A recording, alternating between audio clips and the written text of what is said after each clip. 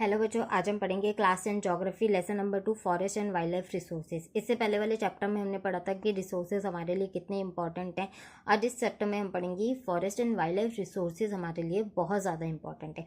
चलिए स्टार्ट करते हैं। आपके एनसीईआरटी में पहली ही लाइन दी गई है, we share this planet with million of other living beings, कि ये जो प्लैनेट है, अर्थ है, इसे हम शेयर करते हैं बहुत सारे अदर लिविंग बींग्स के साथ। इस दुनिया में हमारे अलावा बहुत सी ऐसी चीज़ें हैं जिनके पास ज़िंदगी है, ठीक है। हम उन सब के साथ इस प्लैनेट को शेयर करते हैं। स्टार्टिंग करते हैं फ्रॉम माइक्रो ऑर्गेनिज्म। छोटे छोटे माइक्रो ऑर्गेनिज्म हैं जिन्हें हम देख नहीं सकते, नेक्ड आई से, वो भी यहाँ पे इस अर्थ पे हैं। बैक्टीरिया भी हैं, लाइकेन एंड बनियन ट्रीज भी हैं। लाइकेन क्या होते हैं? जब फंगी और एल्गी आपके क्या है, एक दूसरे के सर्वाइवल के लिए एक दूसरे पे डिपेंड करते हैं, तो उसको बोलते हैं लाइकेन।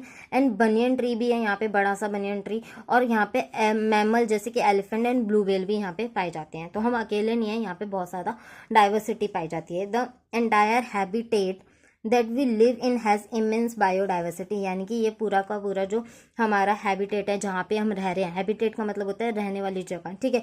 इमेंस बहुत ज़्यादा मात्रा में यहाँ पे बायोडाइवर्सिटी, बायो का मतलब लाइफ और डाइवर्सिटी का मतलब वेराइटी, यानी कि यहाँ पे कई ज़्यादा मात्रा में बायोडाइवर्सिटी पाई जाती है। A human along with all living beings organisms, कि ह्यूमन बींग्स और जितने भी ऑल लिविंग ऑर्गेनिज्म में form a complex web of ecological system. Ecological system, यहाँ पे हम रह रहे हैं, इसे बोला जाता है इकोलॉजिकल सिस्टम। इसके अंदर हम कॉम्प्लेक्स सा, एक कठिन सा, मुश्किल सा क्या बना रहे हैं, जाल बना रहे हैं, जिसे समझना आसान नहीं है। ये कॉम्प्लेक्स वेब क्या कहता है कि हम एक दूसरे पे क्या करते हैं, डिपेंड करते हैं अपने लाइफ के लिए।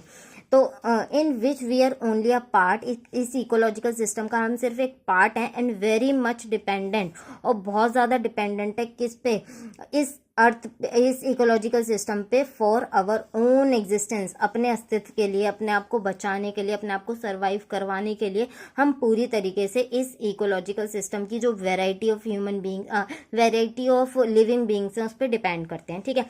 एग्जाम्पल देखिए, for example, the plant, animals and microorganisms recreate the quality of air we breathe, the water we drink and soil, ठीक है।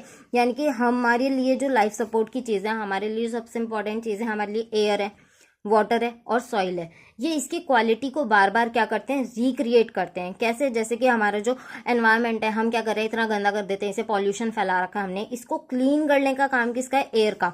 ये इसको बार बार क्या करती है, प्योरीफाई करती है, तभी हम सांस ले पाते हैं। दूसरा, हम पानी को यूज़ करते हैं, वाटर को यूज़ करते हैं, और जो हमारी वाटर साइकिल है, वो जैसे हमने पानी यूज़ किया, गंदा हो गया, लेकिन जो प्लांट है ट्रांसपिरेशन का प्रोसेस कर रही है, और जो सन है वो पानी को एब्जॉर्ब करता है, बादल बनाता है, रेन मतलब बारिश से फिर वो नीचे आ जाता है, तो फिर बारिश का जो पानी होता है वो यूजेबल फॉर्म होती है, मतलब हम उसको इस्तेमाल कर सकते हैं, साफ पानी है हमारा, तो फिर हम उसको वापस यूज़ कर लेते हैं। सॉइल, जब हम क्रॉप्स ग्रो कर करके उसकी फर्टिलिटी खत्म कर देते हैं, तो छोटे छोटे माइक्रो ऑर्गेनिज्म है जो उसको वापस से क्या करते हैं, फर्टाइल बनाते हैं।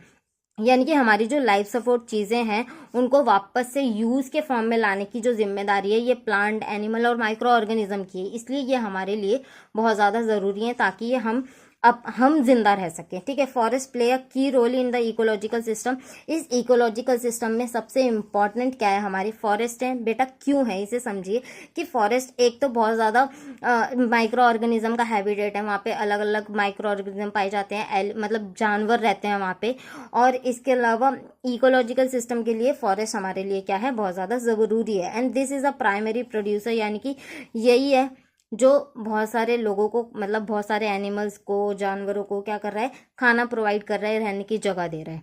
अब हम पढ़ते हैं बायोडाइवर्सिटी और biological diversity is immensely rich in which wild life and cultivated species diverse in form and function. यानी कि ये जो इमेंसली रिच वाइल्ड लाइफ है आपकी, यानी कि बहुत ज़्यादा जो आपको वैरायटी देखने को मिलती है वाइल्ड लाइफ में, सिर्फ वाइल्ड लाइफ में यानी कि जंगल के जीवन में नहीं दिखेगी आपको। कल्टिवेटेड स्पीशीज यानी कि जो आप क्रॉप्स ग्रो करते हैं उसके अंदर भी कई ज़्यादा मात्रा में क्या मिलेगी, आपको डाइवर्सिटी देखने को मिलेगी। इनके फॉर्म, यानी कि इनको देखने में हम इनको देखेंगे तो अलग दिख सकते हैं, इनके काम भी अलग हो सकते हैं, लेकिन हम सब या फिर ये सब एक दूसरे पे क्या करते हैं, इंटरडिपेंडेंट हैं पूरी तरीके से अपने सर्वाइवल के लिए, ठीक है। बेटा अब हम पढ़ते हैं फ्लोरा एंड फोना इन इंडिया। फ्लोरा क्या होता है आपका, जहाँ एक पर्टिकुलर एरिया में पाए जाने वाले सारे जो प्लांट्स होते हैं उन्हें बोलते हैं हम फ्लोरा, और एक पर्टिकुलर एरिया में पाए जाने वाले सारे जो जानवर होते हैं उन्हें बोलते हैं हम फोना, ठीक है। In India is one of the world's richest country in term of vast area of biological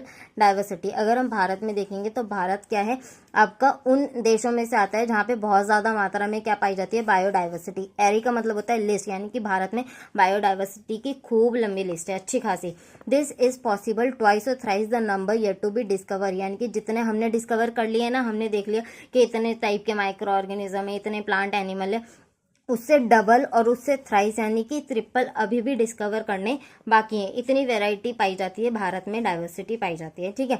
these diverse flora and fauna are so well integrated, और ये जो प्लांट हैं, एनिमल्स हैं, ये सब एक दूसरे से क्या है, इंटरडिपेंडेंट है, इंटीग्रेटेड है, जुड़े हुए हैं in own daily life that we take this for granted. क्योंकि हमने देखा कि बहुत सारे प्लांट हैं, बहुत सारे एनिमल्स हैं, तो हमने इसको क्या ले लिया, टेकिंग फॉर ग्रांटेड ले लिया, मतलब कि हल्के में ले लिया। प्लांट काटते चले गए ये सोच के कि प्लांट तो बहुत सारे, एनिमल्स का शिकार करते चले गए अपने शौक के लिए, अपने ट्रेड के लिए, ये सोच के कि ये तो बहुत ज़्यादा मात्रा में है, ठीक है। लेकिन ये हमारे बहुत ज़्यादा हैं, लेकिन सबकी अपनी अपनी इंपॉर्टेंस है। अगर हम इनको ख़त्म करते चले जाएंगे तो हमारी खुद की जो लाइफ है, हमारी जो एग्जिस्टेंस है, वो भी ख़त्म होने की कगार पे आ जाएगी। So they are under great stress. अब धीरे धीरे हम इनको काटते चले गए, ख़त्म करते चले गए, तो ग्रेट स्ट्रेस यानी कि अब ये ख़त्म होने की कगार पे आ गई। क्यों? क्योंकि इनसेंसिटिविटी टू अवर एनवायरनमेंट, हमने क्या करा है, अपने एनवायरनमेंट के तरफ इनसेंसिटिविटी दिखाई है। हमने सोचा कि ठीक है, हमारे लिए अर्थ होना चाहिए और हम ही सबसे इम्पोर्टेंट है, ये सोच के हमने अर्थ की सारी चीज़ों को ख़राब करना शुरू कर दिया। अगर हम इसी तरीके से करेंगे तो लाइफ बहुत ज़्यादा खतरे में आ जाएगी। यहाँ पे आपका इंट्रोडक्शन खत्म होता है। नेक्स्ट वीडियो में पढ़ेंगे कि इस फ्लोरा और फोना को कंजर्व करना बहुत ज़रूरी है, तो किस तरीके से कंजर्व करने के लिए क्या क्या स्टेप्स उठाए गए हैं वो पढ़ेंगे बेटा यहाँ। अगर आपको मेरी वीडियो पसंद आई है तो वीडियो को लाइक करें, चैनल को सब्सक्राइब करें। मिलते हैं नेक्स्ट वीडियो में। Thank you for watching.